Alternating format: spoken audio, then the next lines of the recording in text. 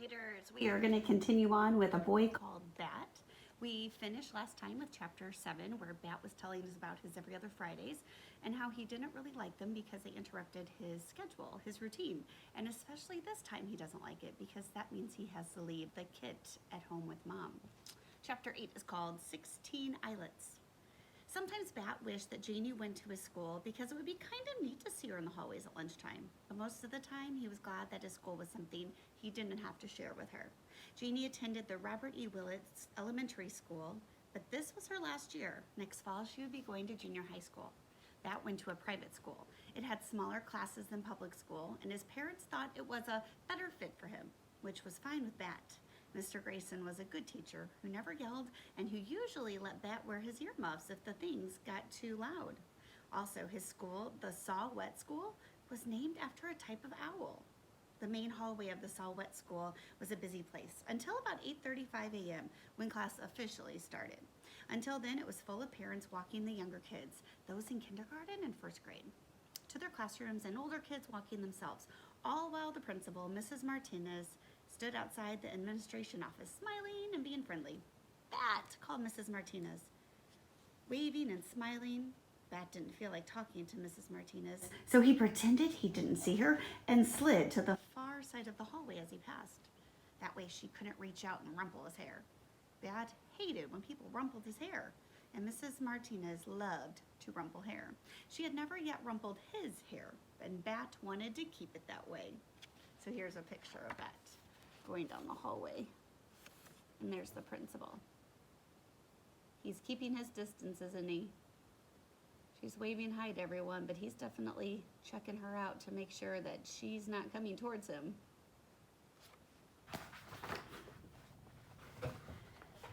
Bat liked the main hallway better when all the other kids were in their classrooms. Right now, Luca and Israel, two kids in Bat's same class, were struggling out of their rain boots on the rubber mat.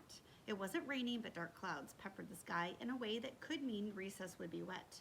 At Saw-Whet School, one of the philosophies was that students should go outside, rain, snow, or shine.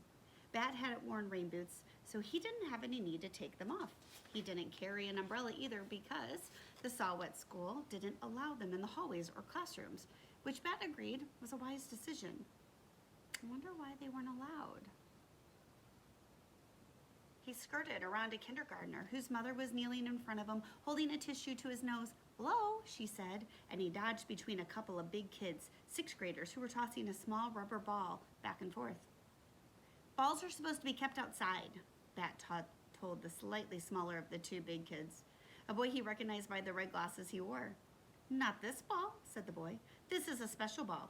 Then he threw the ball over Bat's head to the other kid, a very tall girl who caught it expertly with one hand and laughed.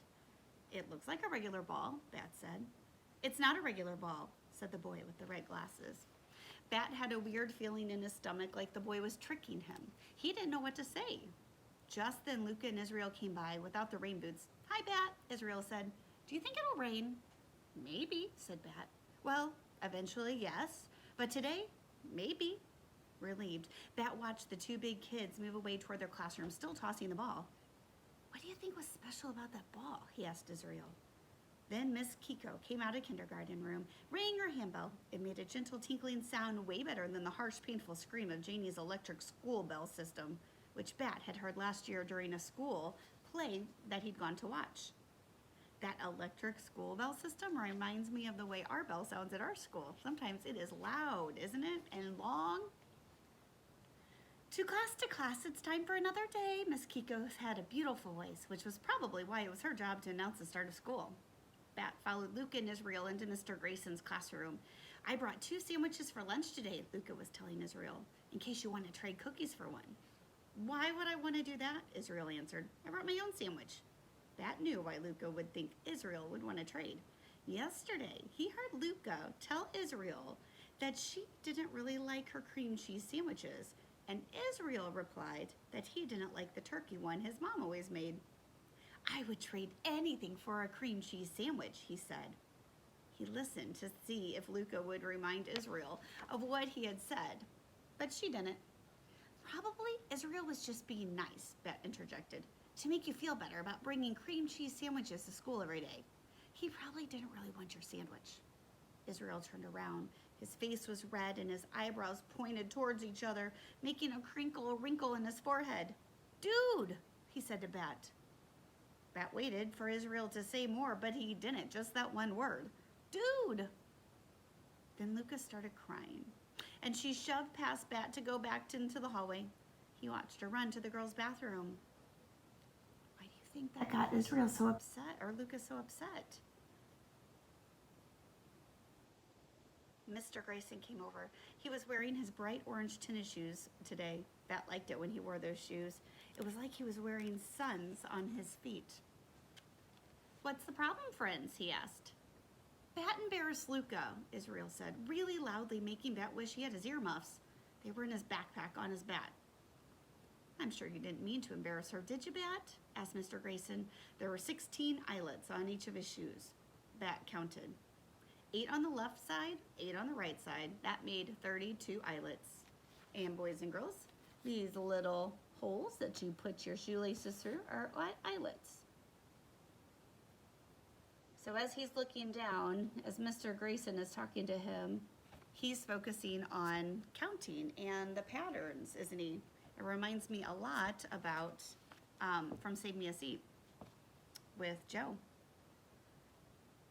Mr. Grayson sighed. Okay, Bat, go sit down at your table. Bat wondered if anyone in the class had more eyelets in their shoes than Mr. Grayson. He kept his eyes on his shoes as he walked through the classroom. Nope, no one did. Chapter 9, Open Door Baby Cakes Policy. Mr. Grayson was a good teacher for lots of reasons. He let kids eat snacks at their desks if they were hungry. He didn't make students ask permission to go to the bathroom. He didn't believe in making people apologize. You can't make someone feel sorry, he said. And he believed in class pets. That's how he put it. I believe in class pets, he had said on the first day of class when he introduced them to Baby Cat Cakes, the class rabbit.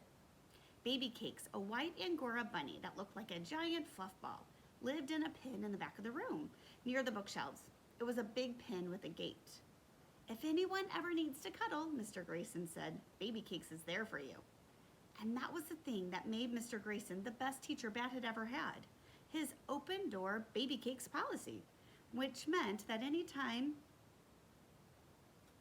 a kid needed to cuddle, he or she could go visit Baby Cakes.